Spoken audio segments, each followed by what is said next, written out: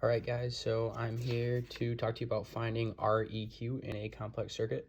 As you can see, this circuit is the same one from the notes that we used for strategies, so that's primarily going to be my focus, using a complex circuit and the strategies to help solve that.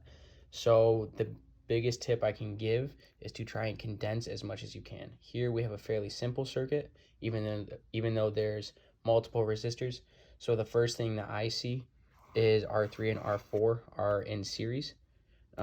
This is super helpful to help set up the beginning of your REQ. And so using that information, you can just use the resistance rules where it's just the sum, which is 24 ohms, in this case 15 plus 9. And then you can use that to help combine. And so the next step is to redraw your circuit now that you've condensed that.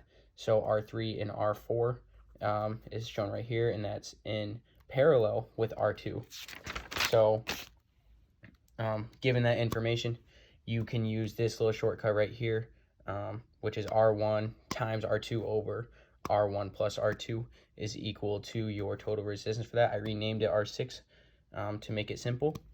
And then this is also used to help condense. The biggest thing is condense, condense, condense. So using that information with R6, I calculated out to be 5.42 ohms. You redraw your circuit, and then in this case, everything is back in series, which is super helpful because then you can just sum all of your resistances.